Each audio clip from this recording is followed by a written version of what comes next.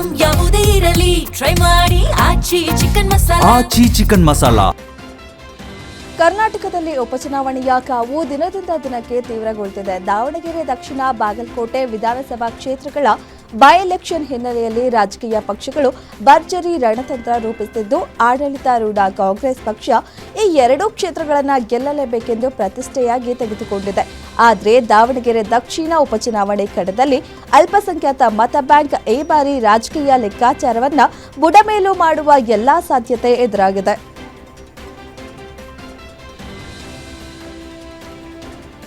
ದಾವಣಗೆರೆ ದಂಗಲ್ನಲ್ಲಿ ಚುನಾವಣಾ ಫೈಟ್ ಸಿಕ್ಕಾಪಟ್ಟೆ ಟೈಟ್ ಆಗಿದೆ. ಅದರಲ್ಲೂ ಈಗ ಕಾಂಗ್ರೆಸ್ ವರ್ಸಸ್ ಹಾಗೂ ಬಂಡಾಯ ಕಾಂಗ್ರೆಸ್ ಮಧ್ಯೆ ಪೈಪೋಟಿ ಜೋರಾಗಿದೆ. ಕಾಂಗ್ರೆಸ್ನಿಂದ ಟಿಕೆಟ್ ಕೊಡದಿದ್ದಕ್ಕೆ ಬಂಡಾಯವಾಗಿ ಸ್ಪರ್ಧಿಸಿರೋ ಸಾದಿಕ್ ಪೈಲ್ವಾನ್ ನಾಮಪತ್ರ ವಾಪಸ್ ಪಡೆಯದೆ ಚುನಾವಣಾ ಅಖಾಡದಲ್ಲೇ ಉಳಿದಿದ್ದಾರೆ.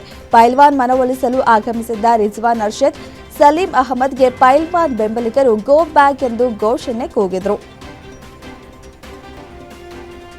ಡಿಕೆಶಿ ಹಾಗೂ ಮುನಿರತ್ನ ನಡುವೆ ಮತ್ತೆ ರೇಪಿಸ್ಟ್ ಫೈಟ್ ಶುರುವಾಗಿದೆ. ವಿಧಾನಸಭೆಯಲ್ಲಿ ಇಬ್ಬರ ನಡುವೆ ಜಟಾಪಟಿ ಜೋರಾಗಿತ್ತು. ಬೆಂಗಳೂರು ಅಭಿವೃದ್ಧಿ ಬಗ್ಗೆ ಮಾತಾಡ್ತಿದ್ದ ವೇಳೆ ಡಿಕೆಶಿ ಮುನಿರತ್ನ ಅವರನ್ನ ಕೆಣಕಿದ್ರು. ಅಶೋಕ್ಗೆ ಹೇಗೆ ಏಡ್ಸ್ ಇಂಜೆಕ್ಷನ್ ಚುಚ್ಚಿದ್ರು ಎಂದು ಎಫ್ಐಆರ್ ಇದೆ ಎಂದು ಡಿಕೆಶಿ ಮತ್ತೊಮ್ಮೆ ಹೇಳಿದ್ರು. ಇದಕ್ಕೆ ಮಧ್ಯಪ್ರವೇಶಿಸಿದ ಮುನಿರತ್ನ, ಏನೇನೋ ಆರೋಪ ಇದೆಯೋ ಎಲ್ಲ ಹೇಳ್ಬಿಡಿ, ಅಲ್ಲದೆ ನನ್ನ ಮೇಲಿನ ಆರೋಪ ಇವರು ಮಾಡಿದ ಪಾಪದ ಕೆಲಸ. ನನ್ನ ಜೈಲಿಗೆ ಕಳುಹಿಸಿದ್ದೆ ಡಿಕೆ ಶಿವಕುಮಾರ್, ಅವರಿಗೂ ಮಕ್ಕಳಿದ್ದಾರೆ, ಮಾತಾಡೋದು ಬಿಡ್ಲಿ ಎಂದರು.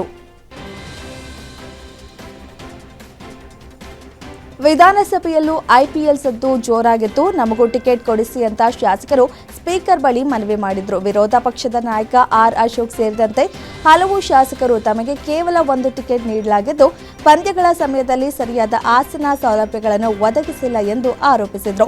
ಇದೇ ವೇಳೆ ಕಾಂಗ್ರೆಸ್ ಶಾಸಕ ವಿಜಯಾನಂದ ಕಾಶಪ್ಪನವರ್ ಕ್ರೀಡಾಂಗಣದಲ್ಲಿ ಶಾಸಕರಿಗೆ ಪ್ರತ್ಯೇಕ ಲಾಂಜ್ ಬೇಕು ಎಂದು ಒತ್ತಾಯಿಸಿದರು. ಶಾಲೆ ದಾಖಲೆಗೆ ಮಕ್ಕಳಿಗೆ ನಿಗದಿಪಡಿಸಿದ್ದ ವಯೋಮಿತಿಯನ್ನು ಸರ್ಕಾರ ಸಡಿಲಿಕೆ ಮಾಡಿದೆ. 1ನೇ ತರಗತಿಗೆ 6 ವರ್ಷ ತುಂಬಿರಬೇಕು ಎಂಬ ನಿಯಮದಲ್ಲಿ 60 ದಿನ ವಿನಾಯಿತಿ ನೀಡಲಾಗಿದೆ. ಈ ಬಗ್ಗೆ ಶಿಕ್ಷಣ ಸಚಿವ ಮಧು ಬಂಗಾರಪ್ಪ ಅವರು ವಿಧಾನಸಭೆಯಲ್ಲಿ ಘೋಷಣೆ ಮಾಡಿದ್ದಾರೆ. ಈ ಮೂಲಕ ಯುಕೆಜಿ ಮುಗಿಸಿದ್ರೂ 6 ವರ್ಷ ಪೂರ್ಣಗೊಂಡಿಲ್ಲವೆಂದು ಬೇಸರದಲ್ಲಿದ್ದ ಲಕ್ಷಾಂತರ ಮಕ್ಕಳು, ಪೋಷಕರಿಗೆ ಅನುಕೂಲವಾಗಿದೆ. ಈ ನಿರ್ಧಾರದಿಂದ 5 ವರ್ಷ 10 ತಿಂಗಳು ಅಥವಾ ಅದರ ಮೇಲೆ ವಯಸ್ಸಾಗಿರುವ ಮಕ್ಕಳು ಸಹ ಈ ವರ್ಷ 1ನೇ ತರಗತಿಗೆ ದಾಖಲಾಗಬಹುದು. ಸರ್ಕಾರ ಮಹಿಳಾ ನೌಕರರ ಆರೋಗ್ಯ ಕಾರ್ಯದಕ್ಷತೆಯನ್ನ ಗಮನದಲ್ಲಿ ಇಟ್ಟುಕೊಂಡು ಋತುಚಕ್ರ ರಜೆ ಸೌಲಭ್ಯವನ್ನ ನೀಡಿದೆ. ಆದರೆ ಅಚ್ಚರಿ ಎಂಬಂತೆ ಋತುಚಕ್ರ ರಜೆ ಪ್ರಶ್ನಿಸಿ ವಿವಿಧ ಕಂಪನಿಗಳ ಮಹಿಳಾ ಉದ್ಯೋಗಿಗಳಿಂದಲೇ ಹೈಕೋರ್ಟ್ಗೆ ರಿಟ್ ಅರ್ಜಿ ಸಲ್ಲಿಸಲಾಗಿದ್ದು, ಆದೇಶ ರದ್ದುಪಡಿಸುವಂತೆ ಮನವಿ ಮಾಡಲಾಗಿದೆ. ರಾಜ್ಯ ಸರ್ಕಾರದ ಆದೇಶ ಸಮಾನತೆ ಹಕ್ಕಿಗೆ ವಿರುದ್ಧವಾಗಿ ಮಹಿಳಾ ಉದ್ಯೋಗಿಗಳ ನೇಮಕಕ್ಕೆ ಕಂಪನಿಗಳು ಹಿಂದೇಟು ಹಾಕ್ತಾರೆ. ಹೀಗಾಗಿ ಋತುಚಕ್ರದ ಕಾರಣಕ್ಕೆ ಕಡ್ಡಾಯ ರಜೆ ನೀಡುವ ಅಗತ್ಯವಿಲ್ಲವೆಂದು ಅರ್ಜಿಯಲ್ಲಿ ಉಲ್ಲೇಖಿಸಲಾಗಿದೆ. ರಾಜ್ಯ ಸರ್ಕಾರವು ಮಹಾವೀರ ಜಯಂತಿ ಪ್ರಯುಕ್ತದ ಸಾರ್ವತ್ರಿಕ ರಜಾ ದಿನವನ್ನು ಮಾರ್ಪಾಡು ಮಾಡಿದೆ. ಇನ್ನು ಈ ಹಿನ್ನೆಲೆಯಲ್ಲಿ ಮಾರ್ಚ್ 30ಕ್ಕೆ ನಡೆಯಬೇಕಿದ್ದ ಎಸ್ಎಸ್ಎಲ್ಸಿ ಹಿಂದಿ ಭಾಷೆ ಪರೀಕ್ಷೆಯನ್ನು ಮಾರ್ಚ್ 31ಕ್ಕೆ ನಿಗದಿಪಡಿಸಿದೆ. ಕರ್ನಾಟಕ ಶಾಲಾ ಪರೀಕ್ಷೆ ಮತ್ತು ಮೌಲ್ಯ ನಿರ್ಣಯ ಮಂಡಳಿಯು ಪರಿಷ್ಕೃತ ವೇಳಾಪಟ್ಟಿ ಪ್ರಕಟಿಸಿದೆ. ಸರ್ಕಾರ ಈ ಮೊದಲು ಮಾರ್ಚ್ 31ಕ್ಕೆ ಈ ಬಾರಿಯ ಮಹಾವೀರ ಜಯಂತಿಯ ಸಾರ್ವತ್ರಿಕ ರಜೆಯನ್ನು ಘೋಷಿಸಿತ್ತು. ಆದರೆ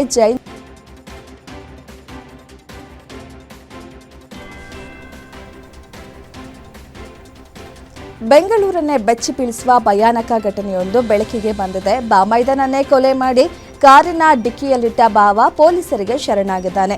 ಈ ಘಟನೆ ಬನ್ನೇರುಘಟ್ಟದ ಬಿಲ್ವಾರದ ಹಳ್ಳಿಯ ನಿರ್ಜನ ಪ್ರದೇಶದಲ್ಲಿ ನಡೆದಿದೆ. ಆರೋಪಿ ಬನ್ನೇರುಘಟ್ಟ ಸಮೀಪದ ಭೈರಪ್ಪನಹಳ್ಳಿಯ ಶ್ರೀನಿವಾಸ್ ತಂಗಿ ಕೋಮಲ ಜೊತೆ ರಂಜಿತ್ ಸಂಬಂಧ ಹೊಂದಿದ್ದ. ಇದೇ ವಿಚಾರವಾಗಿ ವೈಷಮ್ಯ ಬೆಳೆಸಿಕೊಂಡಿದ್ದ ಶ್ರೀನಿವಾಸ್ ಪ್ಲಾನ್ ಮಾಡಿ ರಂಜಿತ್ನನ್ನ ಕೊಲೆ ಮಾಡಿ ಪೊಲೀಸರಿಗೆ ಶರಣಾಗಿದ್ದಾನೆ.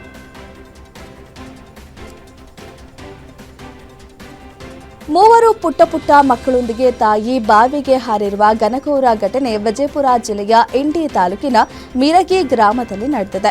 ಮೃತ ದುರ್ದೈವಿ ತಾಯಿ 28 ವರ್ಷದ ರಾಜಶ್ರೀ ಶಂಕರಪ್ಪ ಹಳ್ಳೂರು ತನ್ನ 3 ಮಕ್ಕಳಾದ ಅನುಶ್ರೀ, ತನ್ನ ಸಂತೋಷ್ನೊಂದಿಗೆ ಬಾವಿಗೆ ಹಾರಿ ಸಾವನ್ನಪ್ಪಿದ್ದಾಳೆ.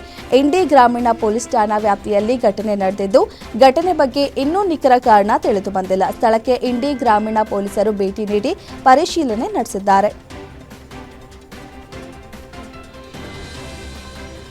ನಡು ರಸ್ತೆಯಲ್ಲೇ ಏಕಾಏಕಿ ಕೆಎಸ್ಆರ್ಟಿಸಿ ಬಸ್ ಹೊತ್ತಿ ಉರಿದಿರುವ ಘಟನೆ ಬೆಂಗಳೂರಿನ ರಾಜಾಜಿನಗರದಲ್ಲಿ ನಡೆದಿದೆ. ಬೆಂಕಿ ರಭಸಕ್ಕೆ ಬಸ್ ಸಂಪೂರ್ಣ ಸುಟ್ಟು ಕರಕಲಾಗಿದೆ. ಸ್ಥಳಕ್ಕೆ ಆಗಮಿಸಿದ ಅಗ್ನಿಶಾಮಕ ಸಿಬ್ಬಂದಿ ಬೆಂಕಿ ನಂದಿಸಿದ್ರು. ಬಸ್ಗೆ ಬೆಂಕಿ ಬಿದ್ದಿರೋದ್ರಿಂದ ಲೂಲು ಮಾಲ್ ರಸ್ತೆಯಲ್ಲಿ ಫುಲ್ ಟ್ರಾಫಿಕ್ ಜಾಮ್ ಉಂಟಾಗಿತ್ತು. ಇಂದು ಶ್ರೀರಾಮನವಮಿ ಹಬ್ಬದ ಅಂಗವಾಗಿ ಗ್ರೇಟರ್ ಬೆಂಗಳೂರು ಪ್ರಾಧಿಕಾರ ಮಹತ್ವದ ಸಾರ್ವಜನಿಕ ಸೂಚನೆಯನ್ನು ಹೊರಡಿಸಿದೆ. ಇಂದು ನಗರದಾದ್ಯಂತ ಮಾಂಸ ಮಾರಾಟವನ್ನು ಸಂಪೂರ್ಣವಾಗಿ ನಿಷೇಧಿಸಲಾಗಿದೆ. ಈ ಕುರಿತು ಪ್ರಾಧಿಕಾರದ ಪಶು ಸಂಗೋಪನಾ ಇಲಾಖೆ ಕಟ್ಟುನಿಟ್ಟಿನ ಆದೇಶ ಹೊರಡಿಸಿದೆ. ಎಲ್ಲಾ ಕಸಾಯಿಖಾನೆಗಳನ್ನು ಇಂದು ಮುಚ್ಚುವಂತೆ ಜಿಬಿಎ ಆದೇಶ ಹೊರಡಿಸಿದ್ದು, ಮಾಂಸ ಮಾರಾಟ ಮಾಡುವ ಅಂಗಡಿಗಳು ಹಾಗೂ ಔಟ್ಲೆಟ್ಗಳಲ್ಲಿ ಯಾವುದೇ ರೀತಿಯ ಮಾರಾಟಕ್ಕೆ ಅವಕಾಶ ಇರುವುದಿಲ್ಲ ಎನ್ನಲಾಗಿದೆ.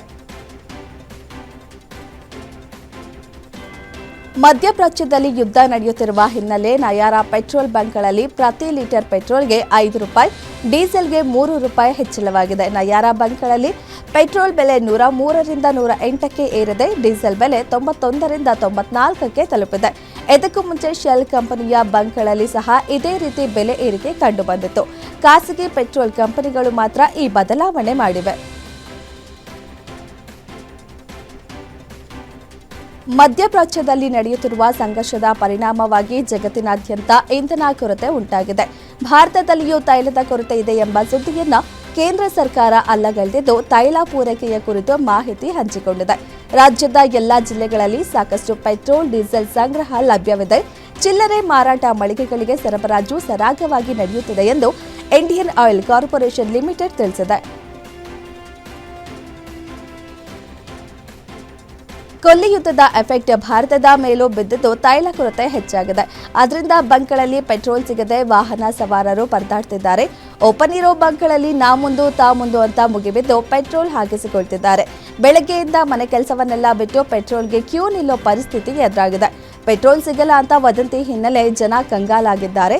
ಅಲ್ಲದೆ ಕೆಲ ಬಂಕ್ಗಳಲ್ಲಿ ಪೆಟ್ರೋಲ್, ಡೀಸೆಲ್ ಇಲ್ಲದೆ ನೋ ಸ್ಟಾಕ್ ಬೋರ್ಡ್ಗಳೇ ಎದ್ದು ಕಾಣ್ತಿವೆ. ಪೆಟ್ರೋಲ್ ಸಿಗ್ತಿಲ್ಲ ಅಂತ ವಾಹನ ಸವಾರರು ಒಂದ್ ಕಡೆ ಪರದಾಡ್ತಿದ್ರೆ, ಎತ್ತ ಮನೆಯಲ್ಲಿ ಅಡುಗೆ ಮಾಡೋಕೆ ಗ್ಯಾಸ್ ಇಲ್ಲ ಅಂತ ಜನ ಪರದಾಡ್ತಿದ್ದಾರೆ. ಬೆಳಗ್ಗೆ ಸೂರ್ಯ ಹುಟ್ಟೋಕು ಮುಂಚೆಯೇ ಏಜೆನ್ಸಿಗಳ ಮುಂದೆ ಬಂದು ಸಿಲಿಂಡರ್ಗಾಗಿ ಕ್ಯೂ ನಿಲ್ತಿದ್ದಾರೆ. ಸಿಲಿಂಡರ್ ಬೆಲೆ ಜಾಸ್ತಿ ಆದ್ರೂ ಪರವಾಗಿಲ್ಲ, ಸಿಕ್ಕರೆ ಸಾಕು ಅಂತ ಹೇಳ್ತಿದ್ದಾರೆ. ಈ ಟೆನ್ಷನ್ ನಡುವೆ ಖುಷಿ ಸುದ್ದಿಯೊಂದು. ಮಂಗಳೂರಿಗೆ ಎಲ್ಪಿಜಿ ಹೊತ್ತು ಅಪೋಲೋ ಓಷನ್ ಹಡಗು ಆಗಮಿಸಿದೆ. ಸುಮಾರು 7,600 ಮೆಟ್ರಿಕ್ ಟನ್ ಎಲ್ಪಿಜಿಯನ್ನ ಕತಾರ್ನಿಂದ ಹೊತ್ತು ತಂದಿದೆ. ಇರಾನ್ ಅಮೆರಿಕ ಯುದ್ಧದಿಂದ ಮಧ್ಯಪ್ರಾಚ್ಯ ಅಷ್ಟೇ ಅಲ್ಲದೆ ಭಾರತದ ಮೇಲೂ ಹೆಚ್ಚಿನ ಪರಿಣಾಮ ಬೀರಿದೆ. ದೇಶದಲ್ಲಿ ಸಿಲಿಂಡರ್ ಗ್ಯಾಸ್, ಪೆಟ್ರೋಲ್, ಡೀಸೆಲ್ ಸಿಗದೆ ಜನ ಪರದಾಡ್ತಿದ್ದಾರೆ. ಅದರಿಂದ ಪ್ರಧಾನಿ ನರೇಂದ್ರ ಮೋದಿ ಇಂದು ಎಲ್ಲಾ ರಾಜ್ಯಗಳ ಮುಖ್ಯಮಂತ್ರಿಗಳ ಜೊತೆ ಸಭೆ ನಡೆಸಲಿದ್ದಾರೆ. ವಿಡಿಯೋ ಕಾನ್ಫರೆನ್ಸ್ ಮೂಲಕ ಸಿಎಂಗಳ ಜೊತೆ ಮುಂದೆ ಕೈಗೊಳ್ಳಬೇಕಾದ ಮುಂಜಾಗ್ರತಾ ಕ್ರಮಗಳ ಕುರಿತು ಚರ್ಚಿಸಲಿದ್ದಾರೆ. ಮಾರ್ನಿಂಗ್ ಕನ್ಸಲ್ಟ್ ವಿಶ್ವದ ಅತ್ಯಂತ ವಿಶ್ವಾಸಾರ್ಹ ಮತ್ತು ಜನಪ್ರಿಯ ನಾಯಕರ ಪಟ್ಟಿಯನ್ನ ಬಿಡುಗಡೆ ಮಾಡಿದೆ. ಗ್ಲೋಬಲ್ ಲೀಡರ್ ಅಪ್ರೂವಲ್ ರೇಟಿಂಗ್ ಟ್ರ್ಯಾಕ್ಟರ್ನಲ್ಲಿ ಭಾರತದ ಪ್ರಧಾನಿ ನರೇಂದ್ರ ಮೋದಿ ಮೊದಲನೇ ಸ್ಥಾನವನ್ನು ಪಡೆದಿದ್ದಾರೆ. 68% ಜನ ಮೋದಿಯವರ ಮೇಲೆ ನಂಬಿಕೆಯನ್ನ ಇಟ್ಕೊಂಡಿದ್ದಾರೆ ಎನ್ನುತ್ತದೆ ಈ ಸಮೀಕ್ಷೆಯ ವರದಿ. ಜ್ವರ ಮತ್ತು ಸೋಂಕು ಹಿನ್ನೆಲೆ ಕಾಂಗ್ರೆಸ್ ನಾಯಕಿ ಸೋನಿಯಾ ಗಾಂಧಿ ಅವರನ್ನ ದೆಹಲಿಯ ಸರ್ ಗಂಗಾ ರಾಮ್ ಆಸ್ಪತ್ರೆಗೆ ದಾಖಲಿಸಲಾಗಿತ್ತು. ಸದ್ಯ ಅವರ ಆರೋಗ್ಯ ಸ್ಥಿರವಾಗಿದ್ದು, ಇನ್ನು ಕೆಲ ದಿನಗಳ ಕಾಲ ಆಸ್ಪತ್ರೆಯಲ್ಲೇ ಚಿಕಿತ್ಸೆ ನೀಡಲಾಗುವುದು ಎಂದು ಆಸ್ಪತ್ರೆ ಅಧ್ಯಕ್ಷ ಡಾಕ್ಟರ್ ಅಜಯ್ ಸ್ವರೂಪ್ ಹೇಳಿದ್ದಾರೆ. ಕೇಂದ್ರ ಸರ್ಕಾರದ ವಿದೇಶಾಂಗ ನೀತಿ ಮತ್ತು ಪಶ್ಚಿಮ ಏಷ್ಯಾ ಬಿಕ್ಕಟ್ಟಿನ ಕುರಿತು ಪ್ರಧಾನಿ ಮೋದಿ ನೇತೃತ್ವದ ಸರ್ಕಾರದ ನಿಲುವನ್ನು ಎಐಎಂಐಎಂ ಮುಖ್ಯಸ್ಥ ಅಸಾದುದ್ದೀನ್ ಓವೈಸಿ ಕಟುವಾಗಿ ಟೀಕಿಸಿದ್ದಾರೆ. ಈ ಬಗ್ಗೆ ಸಂದರ್ಶನವೊಂದರಲ್ಲಿ ಮಾತನಾಡಿದ ಓವೈಸಿ, ಪಶ್ಚಿಮ ಏಷ್ಯಾದಲ್ಲಿ ನಡೆಯುತ್ತಿರುವ ಸಂಘರ್ಷಗಳ ಬಗ್ಗೆ ಭಾರತ ಸರ್ಕಾರವು ಇಸ್ತಾನ್ಬುಲ್ ಬಳಿಯ ಕಪ್ಪು ಸಮುದ್ರದಲ್ಲಿ ಟರ್ಕಿ ನಿರ್ವಹಿಸುತ್ತಿದ್ದ ಕಚ್ಚಾ ತೈಲ ಟ್ಯಾಂಕರ್ ಹಡಗಿನ ಮೇಲೆ ದಾಳಿ ನಡೆದಿದೆ.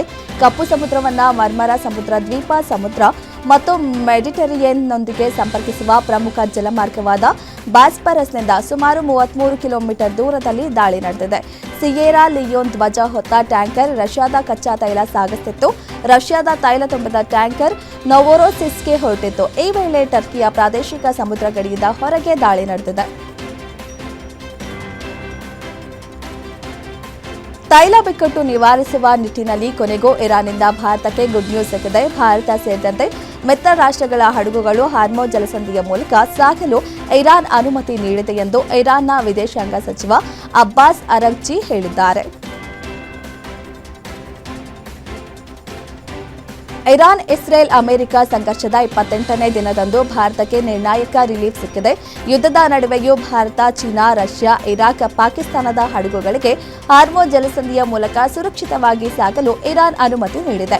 ಇದರ ಮಧ್ಯೆ ಕತಾರ್ನಿಂದ 17,000 ಮೆಟ್ರಿಕ್ ಟನ್ ಎಲ್ಪಿಜಿ ಇರುವ ಅಪೋಲೋ ಓಷನ್ ಹೆಸರಿನ ಹಡಗು ಮಂಗಳೂರಿಗೆ ಆಗಮಿಸಿದೆ.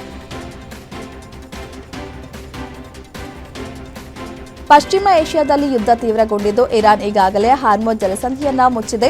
ಇದೀಗ ಮತ್ತೊಂದು ಬೆದರಿಕೆ ಹಾಕಿದ್ದು ಅಮೆರಿಕ ಹಾಗೂ ಇಸ್ರೇಲ್ ಕಾರ್ಗ್ ಸೇರಿದಂತೆ ತನ್ನ ದ್ವೀಪಗಳ ಮೇಲೆ ದಾಳಿ ಮಾಡುವ ಮೂಲಕ ಯುದ್ಧವನ್ನ ತೀವ್ರಗೊಳಿಸಿದ್ರೆ ಸುಯೇಜ್ ಕಾಲುವೆಯ ಕಡೆಗೆ ಸಮುದ್ರ ಸಂಚಾರವನ್ನ ನಿಯಂತ್ರಿಸುವ ಕಿರಿದಾದ ಜಲಮಾರ್ಗವಾದ ಬಾಬ್ ಅಲ್ ಮಂಡೇಬ್ ಜಲಸಂಧಿಯನ್ನ ನಿರ್ಬಂಧಿಸುವುದಾಗಿ ಇರಾನ್ ಹೇಳಿದೆ. ಇರಾನ್ ಅಮೆರಿಕದ F-35 lightning II fighter jet ಅನ್ನು ಯಶಸ್ವಿಯಾಗಿ ಹೊಡೆದು ಉರುಳಿಸುವುದಾಗಿ ಹೇಳಿತ್ತು. ಅದಾದ ಕೆಲವು ದಿನಗಳ ನಂತರ ಇರಾನ್ ಈಗ ಚಾಬಹರ್ ಬಳಿ F-18 ಯುದ್ಧ ವಿಮಾನಗಳನ್ನು ಗುರಿಯಾಗಿಸಿಕೊಂಡಿರುವುದಾಗಿ ಹೇಳಿಕೊಂಡಿದೆ.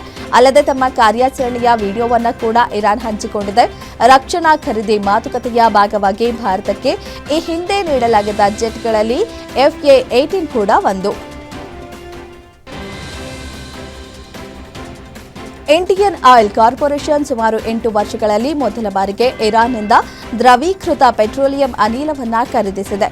ಸಂಸ್ಕರಣಾಗಾರವು ತನ್ನ ಸರ್ಕಾರಿ ಸ್ವಾಮ್ಯದ ಕಂಪನಿಗಳಾದ ಭಾರತ ಪೆಟ್ರೋಲಿಯಂ ಮತ್ತು ಹಿಂದೂಸ್ತಾನ್ ಪೆಟ್ರೋಲಿಯಂ ಜೊತೆ ಸಾಗಣೆಯನ್ನ ಹಂಚಿಕೊಳ್ಳುತ್ತದೆ ಎಂದು ಮೂಲಗಳನ್ನು ಆಧರಿಸಿ ಮಾಧ್ಯಮವೊಂದು ಇರಾನ್ ಜೊತೆ ಕದನ ವಿರಾಮದ ಪ್ರಸ್ತಾಪವಿಟ್ಟಿರುವುದಾಗಿ ಹೇಳಿದ್ರು. ಆದರೆ ಇರಾನ್ ಅದನ್ನು ತಿರಸ್ಕರಿಸಿ ತಾನೇ ಟ್ರಂಪ್ಗೆ 5 ಷರತ್ತುಗಳನ್ನು ವಿಧಿಸಿತ್ತು. ಇರಾನ್ ಬಗ್ಗೆ ದಿನಕ್ಕೊಂದು ನಿಲುವು ಘೋಷಿಸುತ್ತಿರುವ ಟ್ರಂಪ್ ಇದೀಗ ಹೊಸ ವರಸೆ ಶುರು ಮಾಡಿದ್ದಾರೆ. ಇರಾನ್ನ ಸುಪ್ರೀಂ ನಾಯಕನಾಗಬೇಕೆಂದು ನನ್ನ ಒತ್ತಾಯ ಮಾಡಲಾಗಿತ್ತು, ಆದರೆ ನಾನೇ ನೋ ಥ್ಯಾಂಕ್ಸ್ ಅಂತ ಹೇಳಿದೆ ಎಂದು ಶಾಕಿಂಗ್ ಹೇಳಿಕೆ ನೀಡಿದ್ದಾರೆ. ಅಮೆರಿಕ ಅಧ್ಯಕ್ಷ ಡೊನಾಲ್ಡ್ ಟ್ರಂಪ್ ಅವರು ಇರಾನ್ ಜೊತೆ ನಡೆಸುತ್ತಿರುವ ಮಾತುಕತೆಯಲ್ಲಿ ತಾನು ಭಾಗಿಯಾಗಿಲ್ಲ, ಇರಾನ್ ಮೇಲಿನ ತನ್ನ ದಾಳಿ ಮುಂದುವರೆದಿದೆ ಎಂದು ಹೇಳಿದ್ದ ಇರಾನ್ ಸರ್ಕಾರ ಇದೀಗ ನಾಳೆ ಟ್ರಂಪ್ ಏಕಪಕ್ಷೀಯ ಕದನ ವಿರಾಮ ಸಾರಬಹುದು ಎಂಬ ಆತಂಕದಲ್ಲಿದೆ ಎಂದು ಗೊತ್ತಾಗಿದೆ. ಹಾಗೊಂದು ವೇಳೆ ಟ್ರಂಪ್ ಕದನ ವಿರಾಮ ಘೋಷಿಸಿದ್ರು ಇಸ್ರೇಲ್ ಸುಮ್ಮನಿರಲ್ಲ, ತನ್ನ ಪಾಡಿಗೆ ತಾನು ದಾಳಿ ಮುಂದುವರಿಸುವ ಸಾಧ್ಯತೆ ಇದೆ ಎಂದು ಹೇಳಿದ್ದಾರೆ.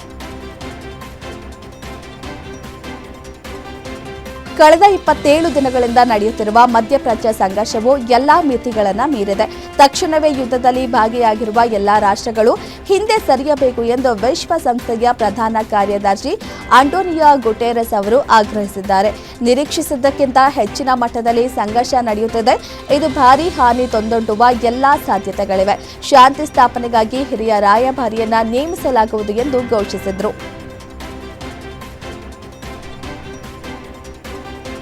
ಇರಾನ್ನ ಸರ್ವೋಚ್ಚ ನಾಯಕ ಅಲಿ ಖಮೇನಿ ನಮ್ಮೊಂದಿಗೆ ಇಲ್ಲ ಎಂದು ಅಮೆರಿಕದ ಅಧ್ಯಕ್ಷ ಡೊನಾಲ್ಡ್ ಟ್ರಂಪ್ ಹೇಳಿದ್ದಾರೆ. ಶ್ವೇತಭವನದಲ್ಲಿ ಮಾತನಾಡಿದ ಅವರು, ಆ ಹುಚ್ಚನನ್ನ ನಾವು ನಿಲ್ಲಿಸಬೇಕಾಗಿತ್ತು. ಆ ಸರ್ವೋಚ್ಚ ನಾಯಕ ನಮ್ಮೊಂದಿಗೆ ಇಲ್ಲ. ಇದು ತುಂಬಾ ದುಃಖಕರವಾದ ವಿಚಾರ ಎಂದು ತಿಳಿಸಿದ್ರು. ಮೊದಲ ಹಂತದ ನಾಯಕರ ಹೋದ ನಂತರ ಹೊಸ ನಾಯಕರನ್ನ ನೇಮಕ ಮಾಡಿದ್ರು. ಅವರನ್ನ ನಾವು ಹೊಡೆದು ಹಾಕಿದ ನಂತರ ಈಗ ಇರಾನ್ನಲ್ಲಿ ನಾಯಕರೇ ಇಲ್ಲ ಎಂದಿದ್ದಾರೆ.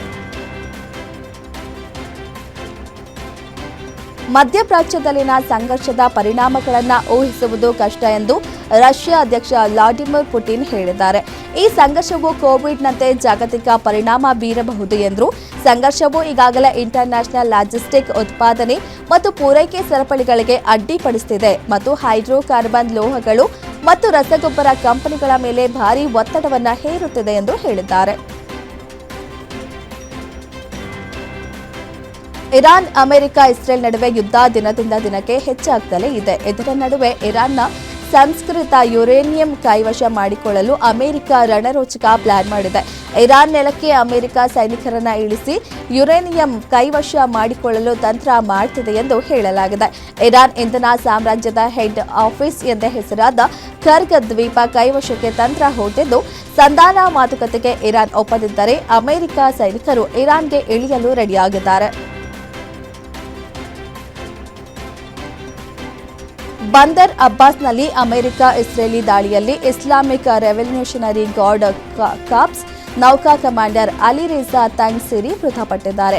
ಹಾರ್ಮೋಜ್ ಜಲಸಂಧಿಯನ್ನು ಮುಚ್ಚಲು ಕಾರಣರಾದ ಪ್ರಮುಖ ವ್ಯಕ್ತಿ ಹತ್ಯೆ ಮಾಡಲಾಗಿದೆ ಎಂದು ಇಸ್ರೇಲ್ ಮೂಲಗಳು ಆಧರಿಸಿ ಟೈಮ್ಸ್ ಆಫ್ ಇಸ್ರೇಲ್ ವರದಿ ಮಾಡಿದೆ. ದಾಳಿಯ ಬಗ್ಗೆ ಇರಾನ್ ಅಥವಾ ಇಸ್ರೇಲಿ ಮಿಲಿಟರಿಯಿಂದ ಇನ್ನೂ ಯಾವುದೇ ಅಧಿಕೃತ ಪ್ರತಿಕ್ರಿಯೆ ಬಂದಿಲ್ಲ. ಮದ್ಯಪಾನ ಮಾಡಿ ಲೈಫ್ ಜಾಕೆಟ್ ಧರಿಸದೆ ಈಜಲು ತೆರಳಿದ್ದ ಖ್ಯಾತ ಅಸ್ಸಾಮಿ ಗಾಯಕ ಜುಬಿನ್ ಗಾರ್ಗ್ ಸಾವಿಗೆ ಕಾರಣ ಎಂದು ಸಿಂಗಾಪುರ್ ಕೋರ್ಟ್ ಹೇಳಿದೆ. ಈ ಮೂಲಕ ಹಲವು ತಿಂಗಳುಗಳಿಂದ ಚರ್ಚೆಯಲ್ಲಿದ್ದ ವದಂತಿಗಳಿಗೆ ಕೋರ್ಟ್ ಬ್ರೇಕ್ ಹಾಕಿದೆ. ಸಿಂಗಾಪುರ ಪೊಲೀಸ್ ಕೋಸ್ಟ್ ಗಾರ್ಡ್ ನಡೆಸಿದ ತನಿಖೆಯ ಬಳಿಕ ಈ ಸಾವು ದುರದೃಷ್ಟಕರ ಮುಳುಗುವಿಕೆ ಎಂದು ತೀರ್ಮಾನಿಸಲಾಗಿದೆ ಎಂದು ವರದಿಯಾಗಿದೆ. ಬೆಂಗಳೂರಿನಲ್ಲಿ ಆರ್ಸಿಬಿ ಮತ್ತು ಸನ್ರೈಸರ್ಸ್ ಹೈದರಾಬಾದ್ ನಡುವೆ ಪಂದ್ಯ ನಾಳೆ ಆರಂಭವಾಗಲಿದೆ. ಕಳೆದ ವರ್ಷ ಆರ್ಸಿಬಿ ವಿಜಯೋತ್ಸವದ ವೇಳೆ ಬೆಂಗಳೂರಿನಲ್ಲಿ ಸಂಭವಿಸಿದ ಕಾಲ್ತುಳಿತ ದುರಂತದಲ್ಲಿ 11 ಜನರ ಸಾವಿನ ಹಿನ್ನೆಲೆಯಲ್ಲಿ ಬಿಸಿಸಿಐ ಈ ಬಾರಿ ಉದ್ಘಾಟನಾ ಸಮಾರಂಭ ರದ್ದುಗೊಳಿಸಿದೆ. ಮೃತರಿಗೆ ಗೌರವಾರ್ಥವಾಗಿ ಈ ನಿರ್ಧಾರ ಕೈಗೊಳ್ಳಲಾಗಿದೆ. ಐಪಿಎಲ್ ಮ್ಯಾಚ್ ಆರಂಭಕ್ಕೆ ದಿನಗಣನೆ ಶುರುವಾಗಿದ್ದು ಚಿನ್ನಸ್ವಾಮಿ ಕ್ರೀಡಾಂಗಣದಲ್ಲಿ ನಡೆಯಲಿರುವ ಮ್ಯಾಚ್ಗೆ ಬೇಕಾದ ತಯಾರಿಗಳನ್ನು ಮಾಡಿಕೊಳ್ಳಲಾಗಿದೆ. ಯಾವುದೇ ಕಾರಣಕ್ಕೂ ಟಿಕೆಟ್ ಖರೀದಿಗೆ ಸ್ಟೇಡಿಯಂ ಬಳಿ ಅವಕಾಶ ಇರುವುದಿಲ್ಲ. ಈಗಾಗಲೇ ಆನ್ಲೈನ್ ಮುಖಾಂತರ ಟಿಕೆಟ್ ಸೇಲ್ ಮಾಡಲಾಗಿದೆ. ಹೀಗಾಗಿ ಯಾರ ಬಳಿ ಟಿಕೆಟ್ ಇರುವುದಿಲ್ಲವೋ ಅವರಿಗೆ ಸ್ಟೇಡಿಯಂ ಬಳಿ ಬರಲು ಅವಕಾಶ ಇರುವುದಿಲ್ಲ ಎಂದು ಬೆಂಗಳೂರು ನಗರ ಪೊಲೀಸ್ ಆಯುಕ್ತ ಸೀಮಂತ್ ಕುಮಾರ್ ಸಿಂಗ್ ಹೇಳಿದರು. ಐಪಿಎಲ್ 2026ರ ಉದ್ಘಾಟನಾ ಪಂದ್ಯಕ್ಕೆ ಚಿನ್ನಸ್ವಾಮಿ ಸ್ಟೇಡಿಯಂ ಸಜ್ಜಾಗಿದೆ. ನಾಳೆ ನಡೆಯಲಿರುವ ಪಂದ್ಯದ ಹಿನ್ನೆಲೆಯಲ್ಲಿ ಬೆಂಗಳೂರು ಪೊಲೀಸರು ಭದ್ರತಾ ಸಂಬಂಧಿತ ಸಿದ್ಧತೆಗಳನ್ನು ತೀವ್ರಗೊಳಿಸಿದ್ದಾರೆ. ಅನಾಹುತಗಳನ್ನು ತಡೆಯುವ ನಿಟ್ಟಿನಲ್ಲಿ ಇಂದು ಎನ್ಎಸ್ಜಿ ಪಡೆ ಜೊತೆ ಮಾಕ್ ಡ್ರಿಲ್ ನಡೆಯಲಿದೆ. ಪ್ರೇಕ್ಷಕರ ಸುರಕ್ಷತೆಗಾಗಿ ನಿರ್ಬಂಧಿತ ವಸ್ತುಗಳ ಪಟ್ಟಿ ಬಿಡುಗಡೆ ಮಾಡಲಾಗಿದ್ದು ಕಟ್ಟುನಿಟ್ಟಿನ ಕ್ರಮಗಳನ್ನು ಕೈಗೊಳ್ಳಲಾಗಿದೆ. ಕ್ರಿಕೆಟ್ ಪ್ರೇಮಿಗಳು ಕಾಯ್ತಿದ್ದ ಐಪಿಎಲ್ ಮ್ಯಾಚ್ ನಾಳೆ ಶುರುವಾಗ್ತಿದ್ದು ಮೊಟ್ಟಮೊದಲ ಮ್ಯಾಚ್ ಆರ್ಸಿಬಿ ವರ್ಸಸ್ ಎಸ್ಆರ್ಎಚ್ ನಡುವೆ ನಡೆಯಲಿದೆ. ಇದಕ್ಕೆ ಬೇಕಾದ ತಯಾರಿಗಳು ಕೂಡ ಬಿರುಸಿನಿಂದ ಸಾಗಿದೆ.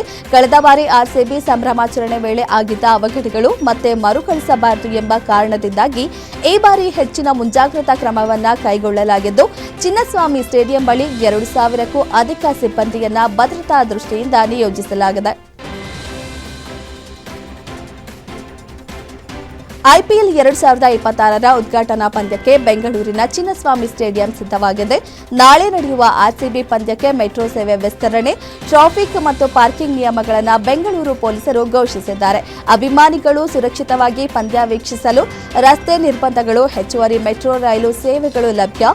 ದಟ್ಟಣೆ ತಪ್ಪಿಸಲು ಸಾರ್ವಜನಿಕ ಸಾರಿಗೆ ಬಳಸಿ ಸುಗಮ ಪ್ರಯಾಣ ಕೈಗೊಳ್ಳಬಹುದು.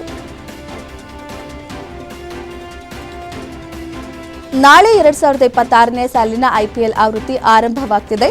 ಚಿನ್ನಸ್ವಾಮಿ ಸ್ಟೇಡಿಯಂ ಸುತ್ತಮುತ್ತ ನೋ ಪಾರ್ಕಿಂಗ್ ಇರಲಿದ್ದು ಕೆಲವೆಡೆ ಪಾರ್ಕಿಂಗ್ ವ್ಯವಸ್ಥೆ ಮಾಡಲಾಗಿದೆ. ಕಳೆದ ವರ್ಷ ಜೂನ್ 4ರಂದು ಆರ್ಸಿಬಿ ವಿಜಯೋತ್ಸವದ ವೇಳೆ ಚಿನ್ನಸ್ವಾಮಿ ಸ್ಟೇಡಿಯಂ ಬಳಿ ಕಾಲ್ತುಳಿತ ಸಂಭವಿಸಿತ್ತು. ಹೀಗಾಗಿ ಈ ಬಾರಿ ಯಾವುದೇ ಲೋಪಗಳಾಗದಂತೆ ಪೊಲೀಸ್ ಇಲಾಖೆ ಹಾಗೂ ಸಂಚಾರಿ ಪೊಲೀಸರು ಕೆಲವು ಭದ್ರತಾ ನಿಯಮಗಳನ್ನು ಕೈಗೊಂಡಿದ್ದಾರೆ. ಬಿಸಿಸಿಐ ಮಾರ್ಚ್ 26ರಂದು ಗುರುವಾರ ಭಾರತ ಪುರುಷರ ಹಿರಿಯರ ತಂಡದ 2026-27ರ ತವರು ಸೀಸನ್ ವೇಳಾಪಟ್ಟಿಯನ್ನ ಪ್ರಕಟಿಸಿದೆ. ಈ ಅವಧಿಯಲ್ಲಿ ಒಟ್ಟು 9 ಏಕದಿನ ಪಂದ್ಯಗಳು ನಡೆಯಲಿದ್ದು ಅಭಿಮಾನಿಗಳಿಗೆ ವಿರಾಟ್ ಕೊಹ್ಲಿ ಮತ್ತು ರೋಹಿತ್ ಶರ್ಮಾ ಅವರ ಆಟವನ್ನ ಕಣ್ತುಂಬಿಕೊಳ್ಳಲು ಸಾಕಷ್ಟು ಅವಕಾಶಗಳು ಲಭ್ಯವಾಗಲಿವೆ. ಜೋಗಿ ಪ್ರೇಮ್ ನಿರ್ದೇಶನದ ಕೆಡಿ ಸಿನಿಮಾದಲ್ಲಿ ನಟ ಕಿಚ್ಚ ಸುದೀಪ್ ಅವರು ಕಾಲಭೈರವ ಎಂಬ ಪಾತ್ರದಲ್ಲಿ ಕಾಣಿಸಿಕೊಳ್ತಿದ್ದಾರೆ. ಚಿತ್ರತಂಡವು ಇಂದು ಸುದೀಪ್ ಅವರ ಪಾತ್ರವನ್ನು ಅಧಿಕೃತವಾಗಿ ಪರಿಚಯಿಸಿದ್ದು ಈ ಪಾತ್ರ ಸಮಾಜದಲ್ಲಿ ಚಾವು ಸೃಷ್ಟಿಸುತ್ತದೆ ಎಂದು ಚಿತ್ರತಂಡವು ಬಣ್ಣಿಸಿದೆ. ಭಾರತೀಯ ಸೇನೆಯ ಶೌರ್ಯ ಸಾಹಸ ಕುರಿತಾದ ಅನೇಕ ಸಿನಿಮಾಗಳು ಈಗಾಗಲೇ ಬಾಲಿವುಡ್ನಲ್ಲಿ ಬಂದಿವೆ, ಈಗಲೂ ಬರ್ತಿವೆ.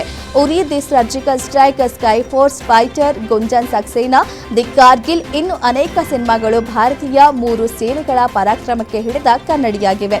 ಇದೀಗ ಪಹಲ್ಗಾಮ್ ದಾಳಿಗೆ ಪ್ರತಿಯಾಗಿ ಭಾರತ ನಡೆಸಿದ ಆಪರೇಷನ್ ಸಿಂಧೂರ ವಿಶೇಷ ಕಾರ್ಯಾಚರಣೆ ಕುರಿತಾದ ಸಿನಿಮಾ ಸೆಟ್ಟೇರಲು ರೆಡಿಯಾಗಿದೆ. ರಾಮ್ ಚರಣ್ ಮತ್ತು ಜಾನ್ವಿ ಕಪೂರ್ ನಟಿಸಿ ಬುಚ್ಚಿಬಾಬು ಸನಾ ನಿರ್ದೇಶನ ಮಾಡುತ್ತಿರುವ ಪೆದ್ದಿ ಸಿನಿಮಾ ಚಿತ್ರೀಕರಣದ ಸಮಯದಲ್ಲಿ ನಟ ಇತ್ತೀಚೆಗೆ ಗಾಯಗೊಂಡರು. ಇದರ ನಡುವೆ ಸೆಟ್ಗೆ ಹಿಂತಿರುಗುವ ಮೊದಲು ಇದೀಗ ತಮ್ಮ ಹುಟ್ಟುಹಬ್ಬಕ್ಕೂ ಮುನ್ನ ಅಭಿಮಾನಿಗಳನ್ನ ಭೇಟಿಯಾಗಿದ್ದಾರೆ. ಮೆಚ್ಚಿನ ನಟನನ್ನ ನೋಡಿ ಫ್ಯಾನ್ಸ್ ಖುಷಿಯಾಗಿದ್ದಾರೆ. ಈ ವಿಡಿಯೋ ವೈರಲ್ ಆಗಿದೆ.